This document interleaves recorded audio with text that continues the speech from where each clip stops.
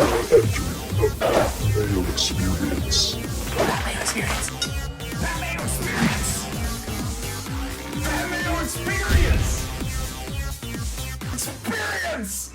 Welcome to the Pat Mayo Experience Week 10 injury update, including Dr. Jesse Morse joining a little bit later on for some of the longer-term injuries. You can hit the time codes if you want to skip directly to that, but then you would miss the entire injury report and the spin for this week. I got some DraftKings ownership along with some spreads that I like this week, although you should not tail me on spreads because I've been fucking abysmal at making bets against the spreads over like the past 3 weeks. Props too. It's just been a real bad run for old Pat Mayo here. Something that is not going to run bad is the giveaway for 20 DK dollars. What you do, smash the like button for the episode, leave your DraftKings handle in the comment section, tell me your favorite tight end on the DraftKings main slate under $4,000 this week. The people will say it's Mike Gesicki because he projects to be around like 20% owned. Maybe you have different options. I want to crowdsource this one. See how it goes. Also, if you subscribe, rate, and review and download the Pat Mayo Experience audio podcast, rate 5 stars, DraftKings handle, something nice about the show, then you'll be in a draw for 20 DK bucks. I'll be live at 9:30 a.m. Eastern Time on the DraftKings YouTube channel, the Pat Mayo Experience Facebook page, and afterwards on demand on all the audio podcast feeds. Me, Gary, and Cuss taking your questions, updating all the injuries on Sunday morning, getting you ready for the week. Finally, playing the Pat Mayo Experience DraftKings Open, $15 to play, no rake, $45,000 of guaranteed money. The link is in the description of this video and podcast. So you might want to go play that. There's only like 2,000 people in it right now, so there's plenty of space. I suggest you take up some of that real estate.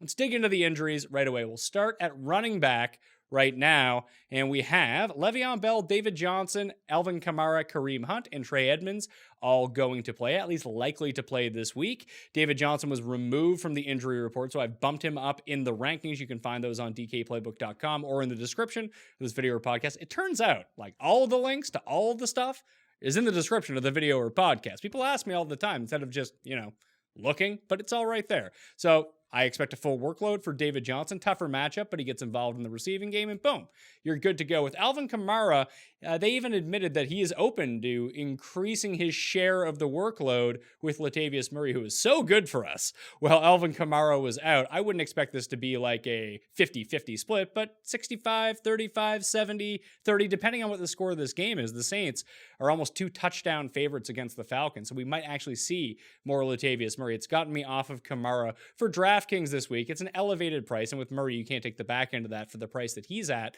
So it more gravitates you towards the solidified guys. The guys are playing for sure 70, well, not for sure, but more than likely 70% plus of the snaps. Guys that are ruled out at running back, Mark Walton, he's suspended. Then you get Kalen Ballage. Myles Gaskin. A lot of fun there, but I guess Ballage would be the guy if you had to turn to one. Hopefully, you're not in that situation, so it's not that big of a deal. James Conner and Benny Snell both ruled out for this game. Dr. Jesse Morse expands on James Conner a little bit later on the show and how he could potentially miss even next week at this rate. I still like Jalen Samuels, his pass catching prowess, and anything that's full point PPR, whether it be your home league, whether it be DraftKings. You just play Jalen Samuels. He's like their best option. And when we get to Juju, who's also banged up, he may have even more of a role this week. Hopefully, Trey Edmonds gets less work on the ground and maybe he doesn't touch the ball so much near the goal line and it goes all to Jalen Samuels. That'd be optimal. Not the likeliest of scenarios, but you're probably still looking at a 70-30, 75-25 split for Jalen Samuels. So fire him up. You picked him up last week, use him again.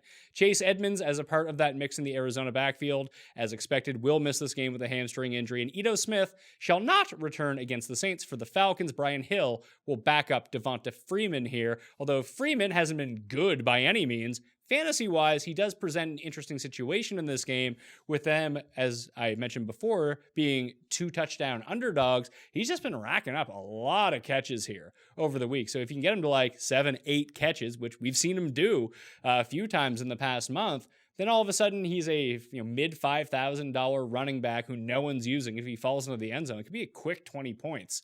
If you're looking for a way to get off of Devin Singletary or David Montgomery, who we'll talk about in the ownership section, Devonta Freeman, as bad as he is, might actually be the best path there to some upside for a cheaper price at running back in that area. At wide receiver, Devontae Adams, Hollywood Brown, Traquan Smith, Amari Cooper, and Josh Gordon right now are at least likely to play, likely out. Corey Davis with his hip injury. Still no word on Duke Williams. I guess not that you're playing Duke Williams anyway. It's more of an impact on Cole Beasley. If Duke Williams plays, fewer snaps for Cole Beasley. If Duke Williams sits, all the snaps for Cole Beasley, and he's like kind of usable in that situation against the Browns. Not a good start, mind you, but at least he would play all the snaps. Corey Davis being out impacts, obviously, A.J. Brown. I've moved him up in the rankings. I've elevated Adam Humphries into the territory around Cole Beasley, Jamison Crowder, that type slot PPR type guy. Low ADOT, high percentage throw. Something Ryan Tannehill likes. High percentage throws, because when he tries to throw the difficult ones, they tend to get intercepted. I also moved Tajah Sharp up in the rankings as well. Out for the week, T.Y. Hilton, Preston Williams, who's out for the season, Paris Campbell, de Frenchman, Brendan Cooks, A.J. Green, Adam Thielen, and Sterling Shepard. I like Boyd the best of all the Bengal receivers, and I don't even really love him, but he's probably going to play the slot where you can best attack the Ravens in a game, again, where they're 10-point underdogs, likely to throw, but we're in a situation right now with Fit Finley at quarterback, and I have no idea how that's going to go, so you're probably going to play Boyd if you have him, just based on how your lineup construction goes and the way that you drafted. You probably don't have better options, but if you do, fire them up instead, and you probably want to avoid him right now. I actually liked Boyd if Green was back to take that attention away. He's always performed better when he's a wide receiver 2 than a wide receiver 1, and maybe you can say that Auden Tate has really jumped into his market share. Well, Ross has been out. Well, Green has been out. But just against the Ravens defense, don't love it, despite all the volume that could potentially be there. If you have more guts than me, you can play them. But hey, that's not for me right now. Sterling Shepard, going to miss some more time with a concussion as well. I like Darius Slayton against the Jets. He's super cheap, and especially with no Evan Ingram either. Someone has to catch the ball, theoretically. I mean, this game could be 0-0 with them running and fumbling and seeing black cats the entire time. But Slayton is a big play guy. We've seen Daniel Jones throw to him in the red zone, so if you're taking a shot on upside, he is a well-calculated flyer, put it that way.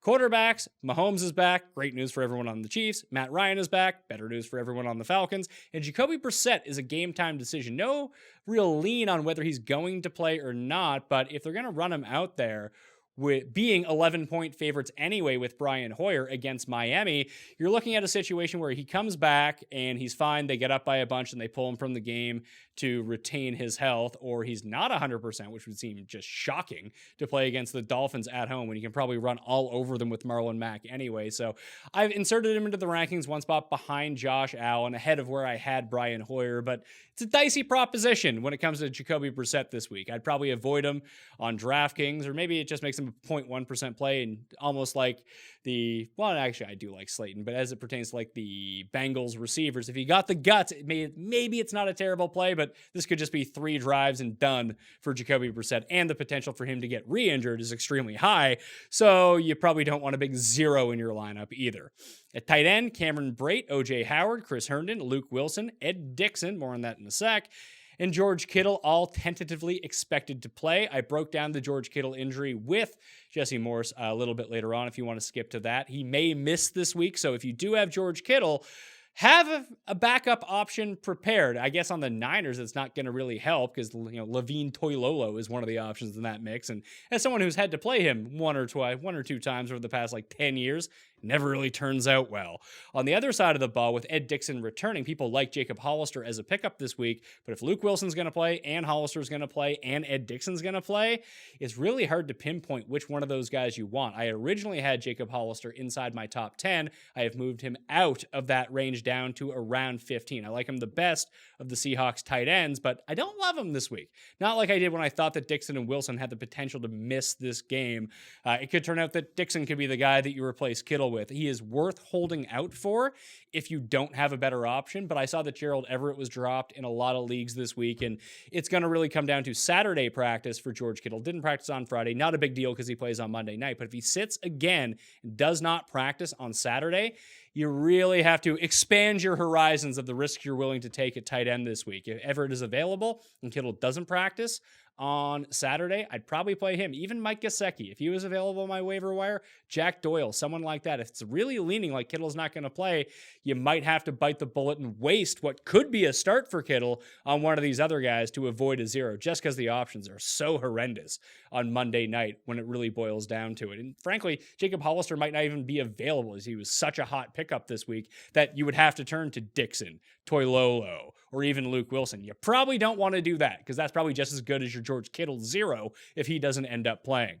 Guys that are already ruled out, Evan Ingram and Delaney Walker. Ricky Seals-Jones is going to be a game time decision for the Browns. If he sits, like, Demetrius Harris isn't the worst play in the world, but right now, the way that we're looking at it, Jonnu Smith actually sets up quite good now with Corey Davis out, with Delaney Walker out. If he gets more involved and plays all these snaps on the offensive end, everyone went to him last week. It really did not pan out well, and now everyone just forgot about him. He's still on DraftKings. He's still playing the Chiefs. They can be had up the seams where Jonnu's going to run a lot of his routes, and they project to be behind now that Mahomes is starting and maybe throwing a bunch. Jonnu, an interesting contrarian play with everyone in the world going to Gesicki and or Rhett Ellison, who is filling in for Evan Ingram this week. He's only $2,500 on DraftKings. I'm going to be using him. I don't think that he gets like super duper chalky, but the lineups that you construct with him have to be superstars and scrubs. That's the only real reason to go to him, is that he provides such cost savings at the tight end position, even over the other cheap guys, that if you think that extra $1,000 gets you up to Christian McCaffrey or gets you up to Michael Thomas or one of the elite options of the week, it's not the worst idea in the world. I wouldn't make him a priority target. It's not like I'm sitting down on my DraftKings lineups and being like, you know what, I'm starting my team with Rhett Ellison and building it from there. But if you can make it work and get up to a player you desperately want, whether it be with him or a cheap defense or both to have the superstars in the scrubs team, I can't fault you for it. It's a really nice situation against the Jets. The Herndon thing is odd too, because he might be active but not healthy enough to play, that no one will use Ryan Griffin in that same game, and he's cheap, and he's actually shown a rapport with scaredy old Sam Darnold, who's afraid of ghosts. But at least in the red zone, Ryan Griffin has been a preferred target for him over the past 3 weeks. It's something interesting to ponder if you don't love some of the cheaper tight ends or want to get off the chalk. The only real defensive injury I'm concerned about this week is Bradbury on the Carolina Panthers. He's a big body, and he did not practice on Friday. He would be expected to shadow Devontae Adams, but if he can't go for Carolina, then Adams might be a very nice play this week. A lot of people are disenfranchised with Aaron Rodgers, and that's reflected in the ownership this week. It does appear like everyone is just gravitating towards two games: Saints and Falcons, Cardinals and Bucks, and those are the stack games. And I'm not going to talk you out of any of those two. They're the highest projected point total games of the week. But that Carolina-Green Bay game is actually third right now in overall game total, and it doesn't seem like anyone's taken Packers. Even if it's just something as rudimentary as Rodgers and Devontae Adams, and you bring it back with Christian McCaffrey, and then take your Rhett Ellisons and cheap defenses to make it all work, at least it's a stack that it doesn't seem like anyone else is going to have.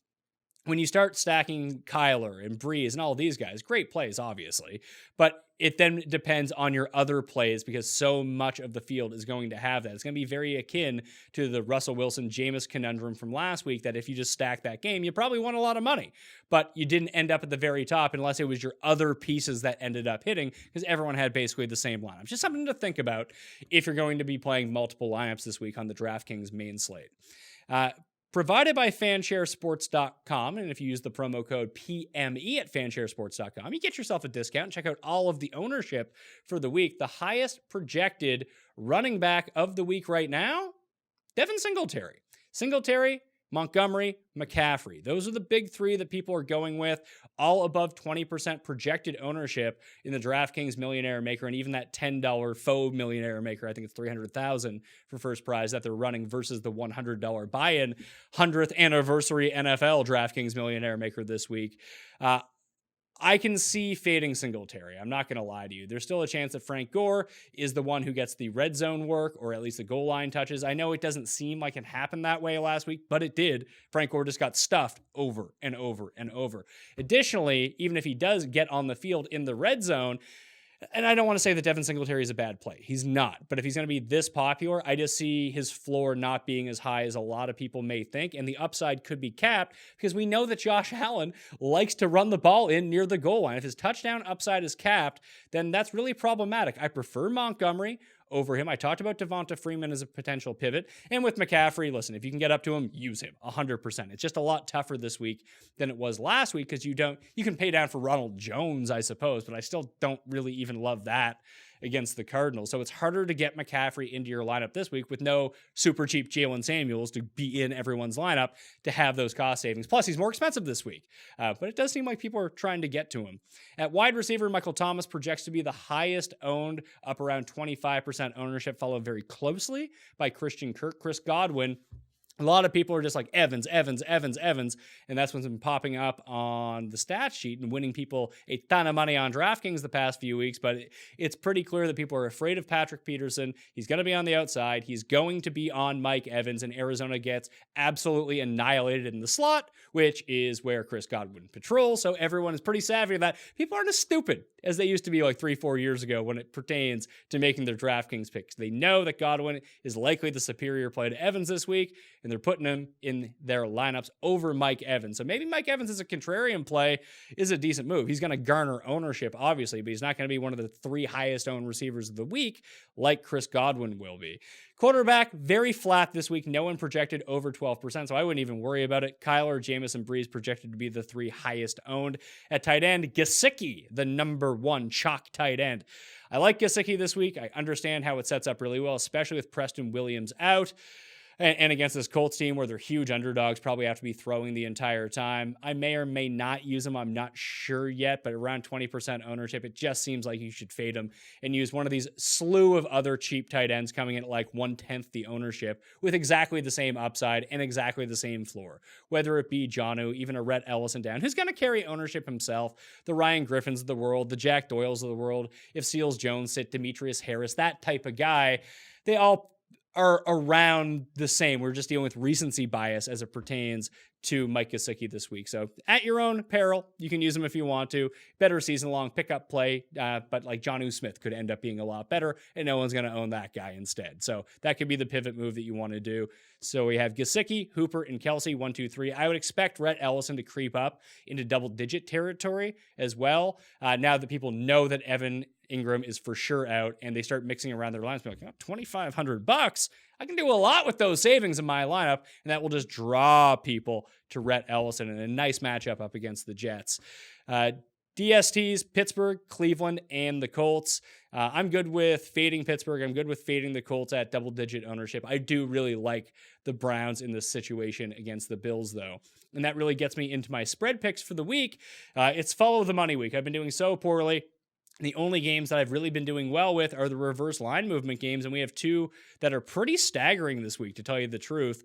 They opened up the Bills at plus 2.5 at the Browns. 90% of the money was on the Bills, and the Browns moved to -3. So everyone's betting on the Bills, yet bookmakers are moving the line towards the Browns and attracting more money on the Bills. Bookmakers are betting on the Browns this week. Bookmakers, as I've heard, win more than I do, so I'm going to back them on this one. I like the Browns. That's why I like their defense. I like Nick Chubb as a contrarian play this week as well, because the Bills have been getting gashed up the middle. It's really a mismatch here. They're bad at stopping the run in the interior, which is where Nick Chubb dwells, and maybe even Kareem Hunt can get into the mix a little bit too. I wouldn't worry too much about Kareem Hunt impacting Nick Chubb, at least this week. Could happen, probably not going to happen.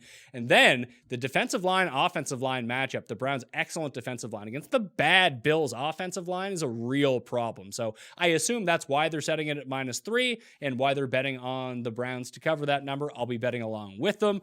Also, this one, I think it actually just moved up, but the biggest backside of any spread this week is the Lions plus 2.5 at the Bears. I understand all the reasons that no one wants to bet on the Bears. I watch the Bears. They're not good. But in this spot, I'm just going to follow the money. The line has not moved. And if you see that number move from 2.5 to -3 for the Bears, it seems like a smash spot to get on Chicago. It doesn't seem like Hakeem Nicks is going to be back. So that would normally be a problem, but Detroit doesn't and can't run the ball, so they can't take advantage of the biggest weakness on the Bears defense. And the Bears pass defense, still incredibly good. And all the Lions want to do is pass. So if that defense can come up big for them, just avoid like 4 turnovers, please, Mitch Trubisky. And hey, the Bears cover. If you parlay the Bears -3 and the Browns -3 together, you get around 3-1 on your money too, if you can find that. So that's a situation that I like. I'll be recapping all my bets on the Sunday morning show, 9:30 a.m. Eastern time on the DraftKings YouTube channel, the Pat Mayo Experience Facebook page, and you can catch it on demand on the podcast. That was the quick injury recap. Hopefully we'll have Meany back soon, or maybe even someone to fill in if he can't go again, but thanks for bearing with me. Dr. Jesse Morse from the Fantasy Doctors is up next. Stay tuned. Welcome back to the show. Now bringing in Dr. Jesse Morse from the fantasydoctors.com to discuss some of these more important injuries and how they factor out long-term. Doc, the big one I want to talk about right now didn't practice on Friday, which isn't the end of the world because George Kittle plays in the Monday night game. So Saturday practice is going to be the important part for him, but he's dealing with a knee injury right now.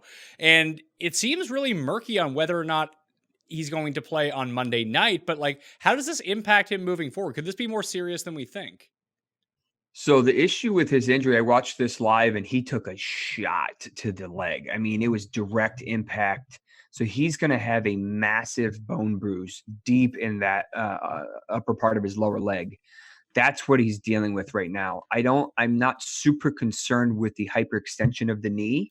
And that's why he was able to get back in the game and have a good game. There will be a little bit of the ligaments that are a little stretched, but for a long term, I'm not overly concerned about that. I remember when Bryce Harper did it and he was okay for after a couple weeks. The bone bruise, on the other hand, is going to be painful. And that's probably what he's dealing with and why he can't go right now. These really hurt and they take kind of a long time to heal. So this is more of a pain threshold than any other issue. So I don't think he's going to play this week. And if he does, I just don't have much faith in him. And there'll probably be another week or two after that before you start getting comfortable with him again. If he does end up suiting up against the Seahawks on Monday night, and if it's a bone bruise or even if the ligaments are a bit worn a little bit, what would be the chance of a re-aggravation of an injury or making the injury worse if he was to go? Is that on the table, or is it just this is what he's dealing with now?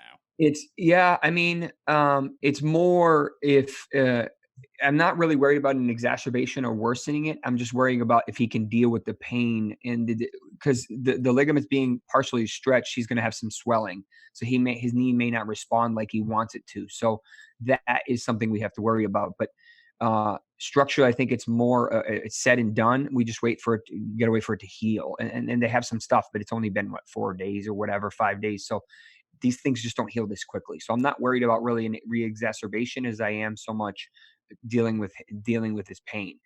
A lot of people ended up taking AJ Green in like the 8th round, 9th round, sometimes in the double-digit type rounds in their season-long fantasy drafts back in the end of August after the injuries had come out that he was going to miss, probably between 2 and 6 weeks. Well, it's now week 10, and he is due back after the bye week. You can put AJ Green into your lineups, and not so fast. He has this ankle injury, and he is now out indefinitely. Is this ankle injury like real, or is this just him not wanting to play? Like, what's going on with AJ Green?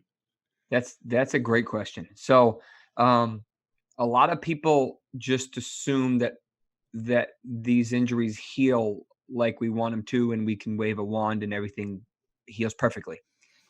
It doesn't always work that way. We have certain timelines for regular injuries, and for the most part, they respond. Your ACLs, so on and so forth.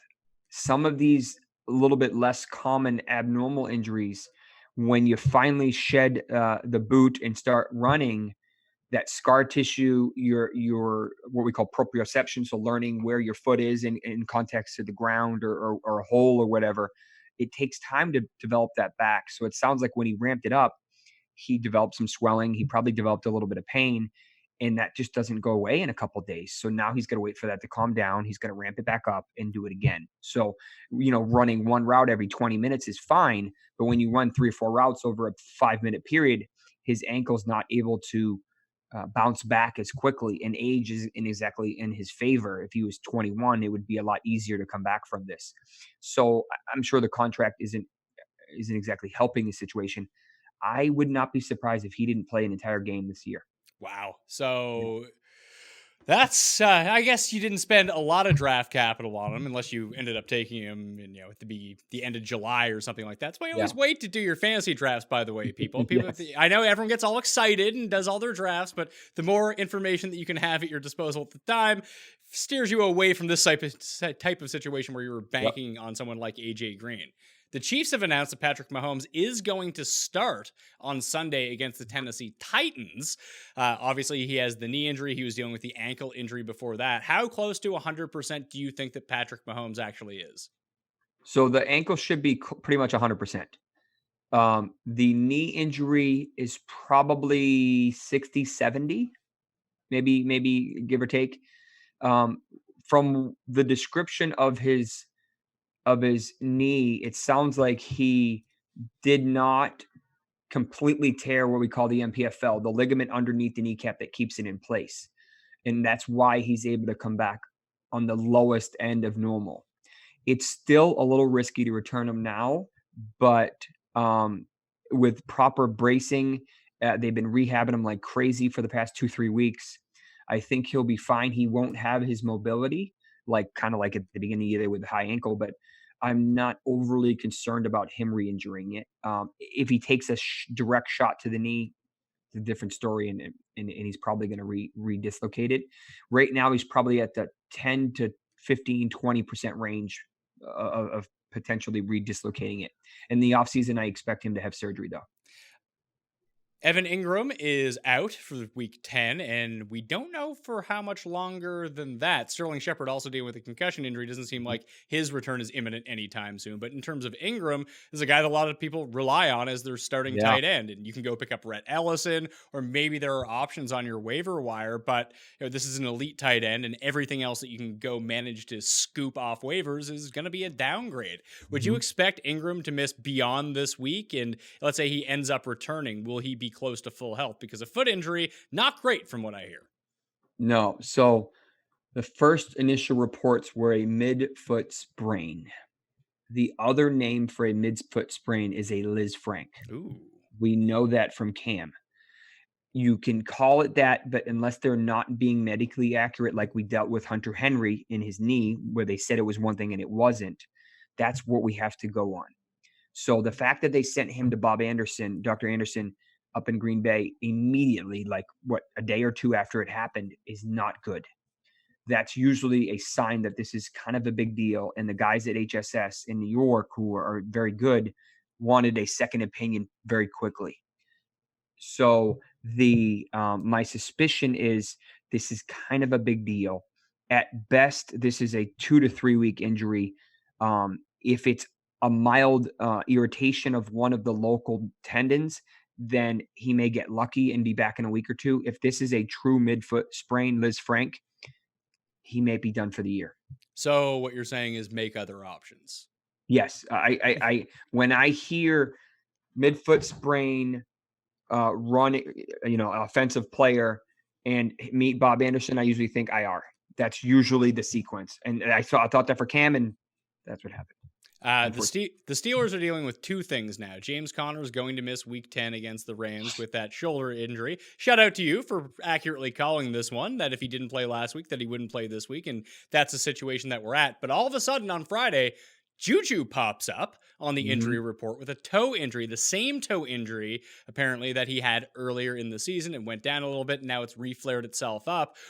Would you expect a toe injury, despite the fact that he was able to play through it before, that Juju would be okay for Sunday?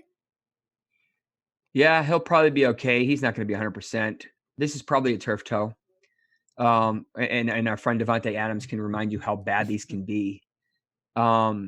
These linger. These do not heal quickly, even if it's a week or less than a week, especially not a day or two. He'll probably be wearing carbon fiber inserts if he can tolerate the discomfort of wearing them.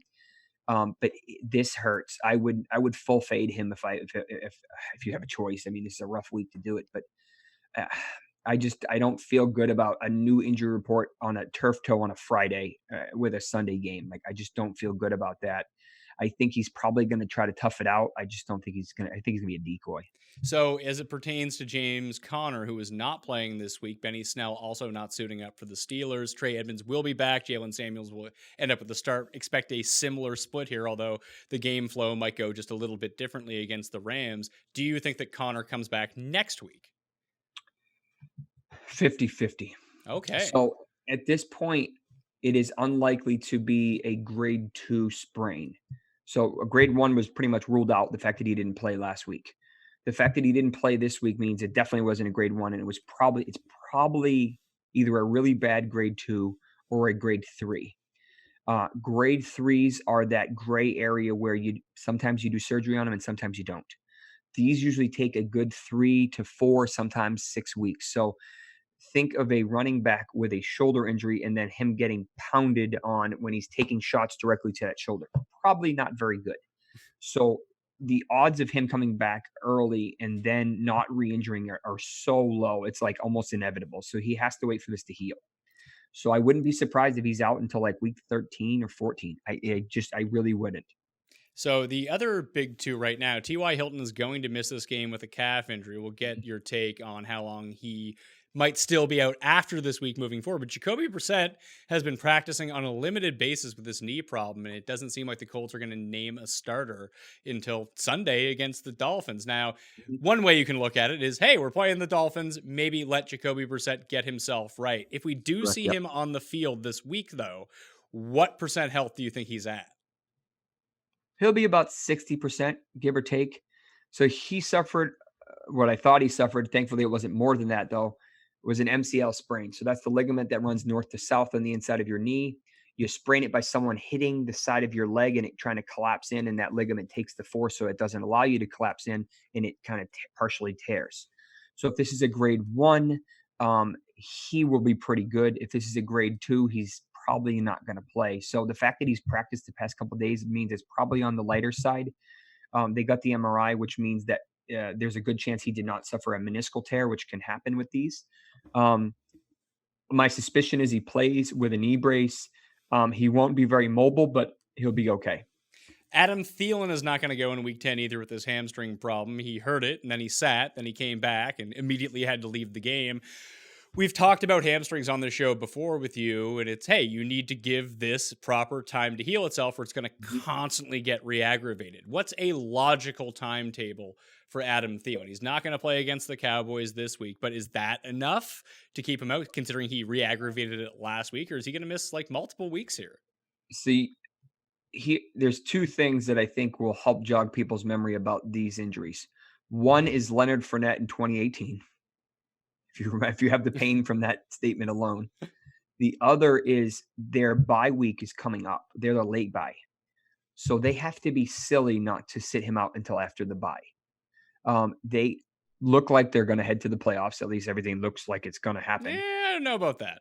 Well, they have a good chance. Well, maybe we can say that. They're better than the Dolphins. Yes.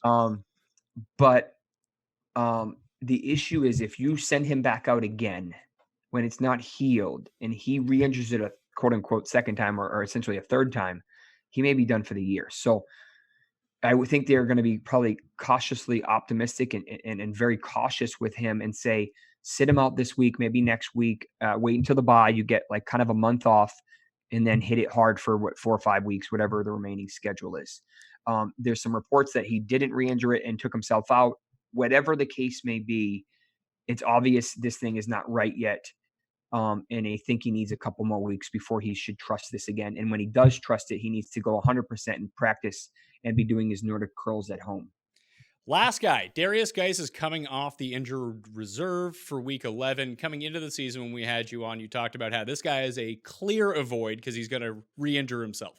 He did re-injure himself, but now he's been out for 10 weeks. So by the time he comes back now in week 11, was quote unquote getting hurt so badly you had to go on injured reserve in week 1 actually the best thing that happened for him? Yeah, I mean, I think that he's still not recovered completely from the ACL. Remember that. So his knee's not 100%. Now he's got all these kind of random injuries that he's had, and now he's got a new tear, or had a new tear.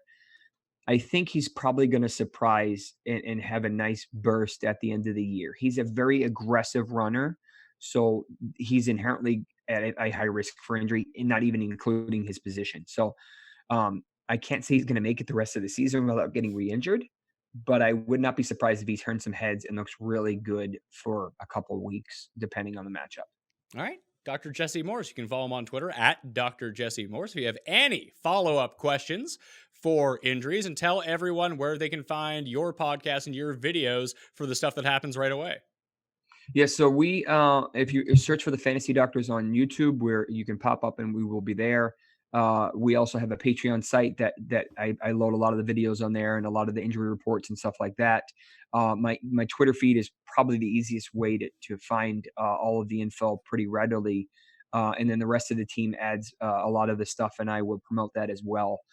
So those are the three main areas. And if something happens during the game, we try to get out pretty quickly. Within a half hour, we give you an idea of what's going on. All right, and that'll do it on the Pat Mayo Experience. Tune in Sunday morning, 9:30 a.m. Eastern Time on the DraftKings YouTube channel, or check it out on demand after the fact on the audio feeds. Myself, Gary, and Cust live, taking your questions, updating you on all of the spreads, all the DraftKings news, all the injuries, and all the start sits that we got going on for the week. I'll see you there. And if you want to get into a draw for 20 DK bucks, remember, smash the like button for the episode, leave your DraftKings handle in the comment section, and tell me your favorite DraftKings tight end below $4,000 this week in the Week 10 main slate. Dr. Jesse, you got any cheap tight ends you like? Kazeki? Yeah, he's like 20. He's going to be like 20% owned in the Millie. Ellison, not ideal, but you're running out of options here. Ed Dixon? Ed Dixon's Monday night, though, unfortunately. Yeah, so you run, as I said, you the other Kittle's replacement is also Monday night. Whew. Griffin, if Herndon is out again. I mean, I think Herndon will play. He's a ghost like the rest of the Jets until we prove otherwise. If they're on a bye, Fells is on a bye. Ooh, you're starting to get thin here. Doyle, I think, is not the worst idea.